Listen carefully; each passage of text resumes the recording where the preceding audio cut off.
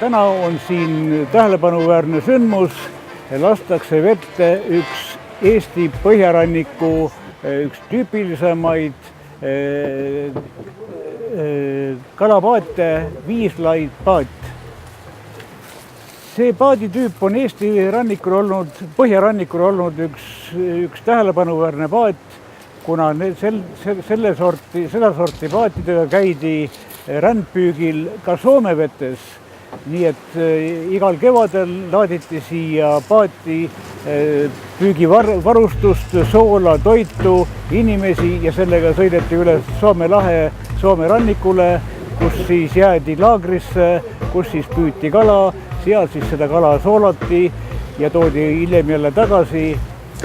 Seda sorti paatidega toodi ka omal ajal Soomest soola ja veeti siitpoolt kartuleid, nii et see oli selline sõbrakaubanduse tüüpiline tööhobune.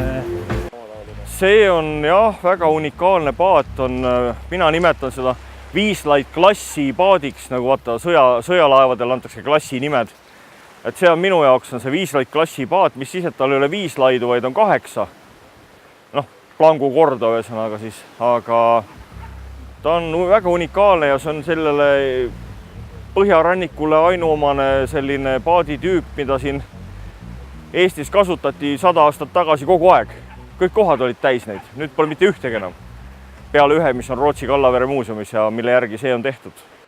Me oleme juba 3 aastat meeskonnaga Aarne Vaik, Vello Mäss, Anti Kreem ja mina tegelenud Põhja-Eesti puupaadi traditsioonide jälgede tagaajamisega.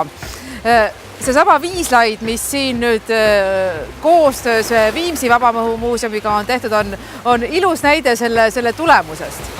Viislaid on maailmas unikaalne paaditüüp, Põhjarannikul unikaalne paaditüüp. Enne meie uuringut oli teada, et ta on siin just Viimsi ja Prangli aksimeeste tegu, aga jäljed ulatuvad kuni, mitte jäljed, meistrid, kes tegid viislaid tüüpe paate, on teada kuni Karepani välja.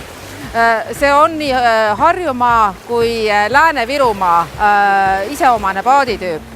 Tuntumaid meistreid lisaks Aksbergidele, keda mainis Vello Mäss, oli ka näiteks Joosep Ooberg Sitrest. Joosep Ooberg Sitrest käis nii siinpool tegemas kui päris pea Poolsaareni välja. Samamoodi Eino Sandström ja Harri Sandström, Lahemaa paadiuurijad, on öelnud, et Põhjarannikul meie kandis, Lahemaa kandis oli see paat kuni 12 meetri pikkune ja 2 mastiga kinda peale, et see oli üks pikimaid kalapaate. Et see pigem siin Viimsi ja Rootsi Kallavere kandi paadid on ka ajalooliselt mõõdult väiksemad ja kohalikuks tarbeks, aga Lahemaa lahtedest ja rannaküladest liiguti sellega Soome vahet väga jõuliselt 19. sajandi lõpus veel kindlasti. Karepa kandis on mälestusi, et need olid just need paaditüübid, mis läksid 40. lõpus lõkkesse ja saagimisele. Ja Richard Sagritsa maalidel näiteks aastast 47 on just seda tüüpi viislaid tüüpi paat näha ka maalidel. Et siin on põhimõtteliselt on praegu üleval kahe kunstniku tööd. Sagritsa maalid, mis on siis Karepa sadamast erinevatel aastatel 50. lõpus 60. alguseni, kuna Sagrits ise veetis väga palju päevi koos kohalike kalameestega, ta oli ju nendega enamuses lapsest saati tuttav ja nagu erinevad niisugused motiivid sadamast. Et siin on isegi näha, mismoodi ütleme 50. lõpust 60. alguseni kogu see sadam on muutunud.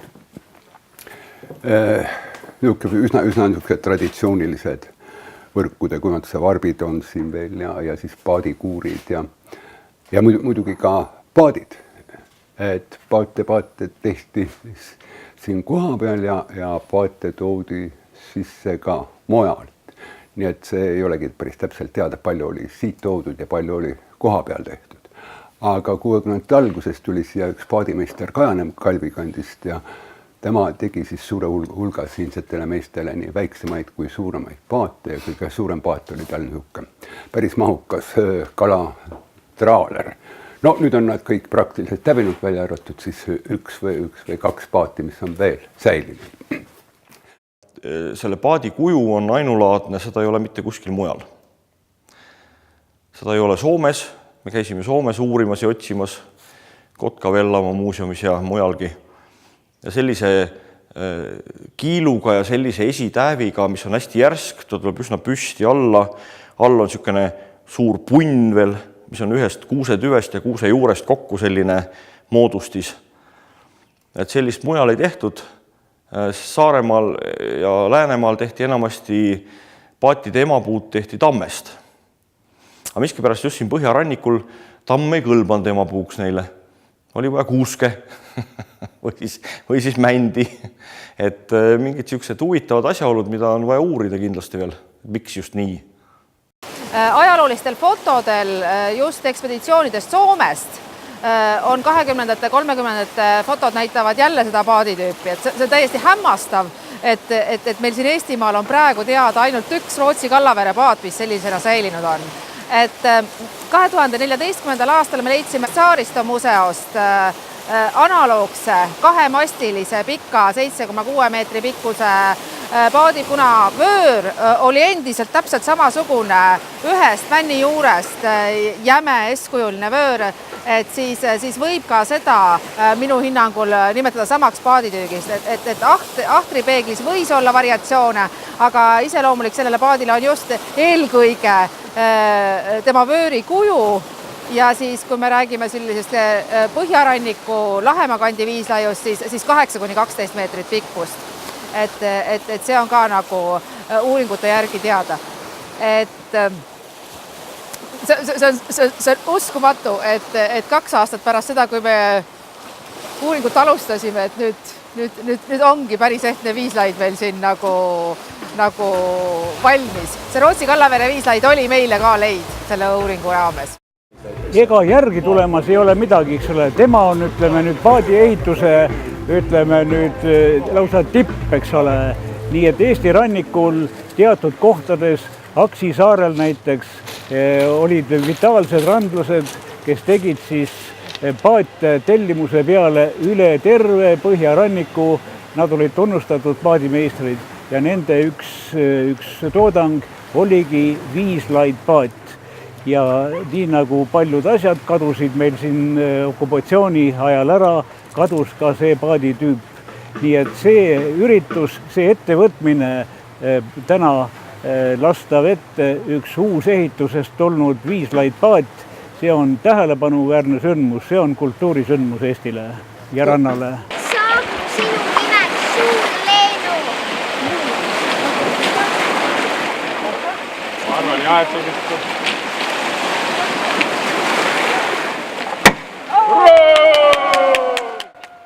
et muuseum tahtis omale vana kalapaadi ja reisupaadi isegi, see oli nii hea paat vanasti. Tahtis selle koopiat, veidi suurendatud mõõdus küll originaaliga võrreldes, aga nii ta siis sai. Et kui originaal, mis on Kallavere muuseumis siin, Rootsi Kallavere muuseumis, on 6-meetrine, siis see paat on 7-meetrine.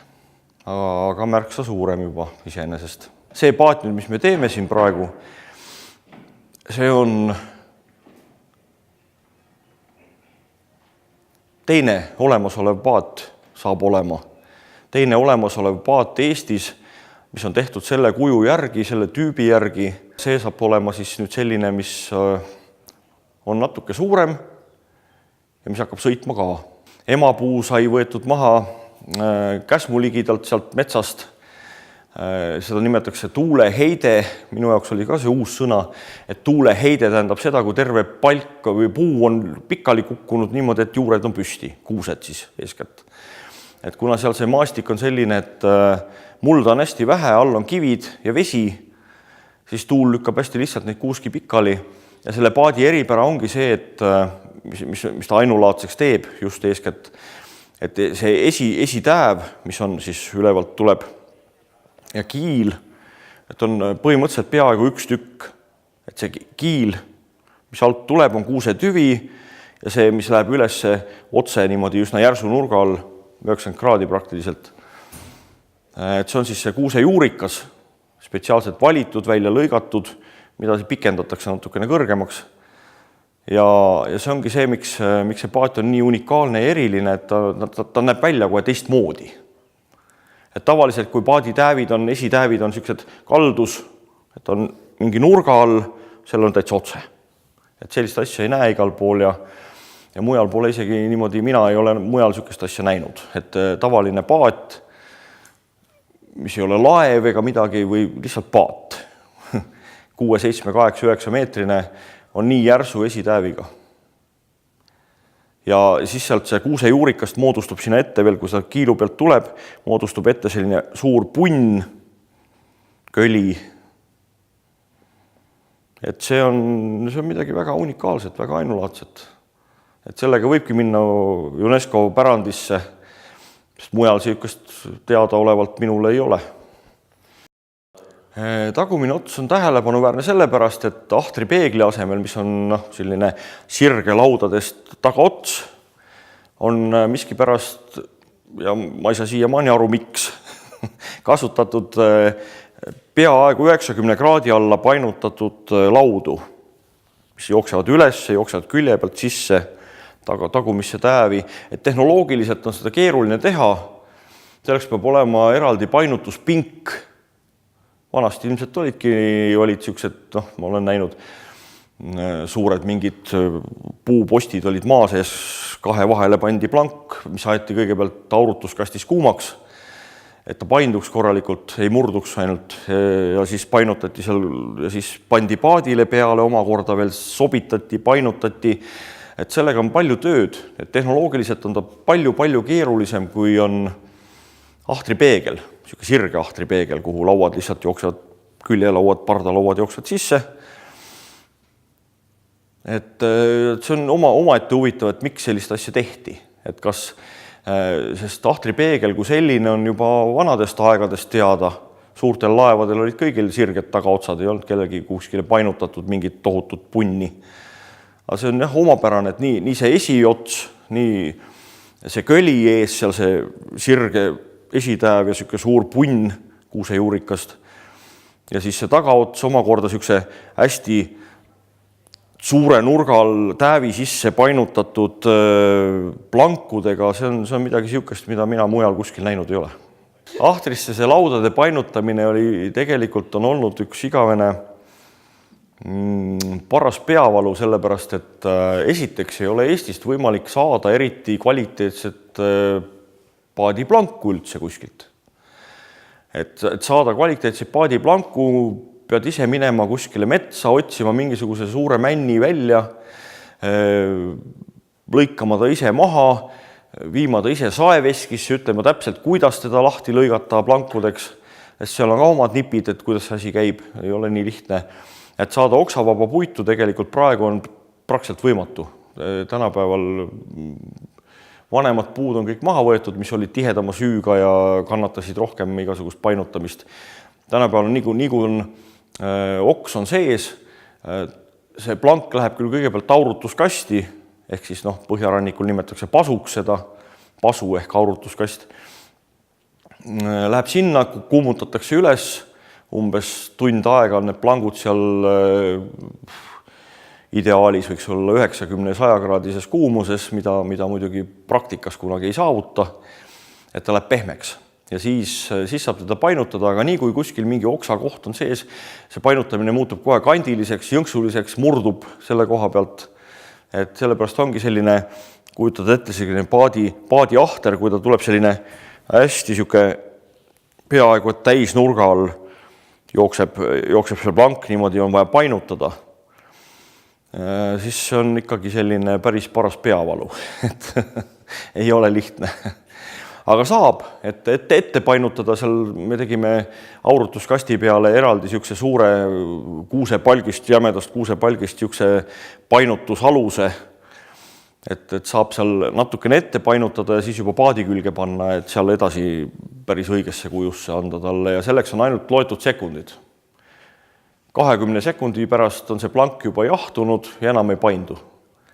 Et see on niisugune, mina nimetan seda pasujooksuks, et kui sa aurutuskastist pasust võtad selle laua välja, sul on 20 sekundit, et ta paika saada õigesse kohta. Õige nurga alla ja õigesse paindesse. Et see on niisugune päris huvitav tegevus ja sinna kulub üsna palju energiat ja vahel ka niisuguseid väikeid kõvemaid sõnu ergutuseks juurde. Noh, sellele paadile tuleb peale priistank puri, mis tähendab, et mast tuleb tal 6,5 meetrine. Purje kõrgus iseenesest masti peal on 5,5 meetrit. See priistank puri iseenesest on hästi lihtne puri, kus on üks suur riidepalakas, mis on ühte serva pidi masti küljes kinni litsnööriga. Ja priistangi siis see nii-öelda stange iseenesest on üks pikk toigas, mis on diagonaalis, siis ühendab masti juurest kuni üles purje ülemisse nurka. Optimistidel on tänapäeval sarnane niisugune puri veel, hästi lihtne. Nüüd läheb alles katsetamiseks, nii et nüüd me hakkame seda paati katsetama, tema sõiduomadusi selle purjega ja ilma purjeta ja aerudega ja kõigega ja siis püstuvust ja mis iganes uppuvust. Et uputame ta ära ka korra, vaatame, mis juhtub, et katsetama peab. Nüüd läheb katsetamiseks.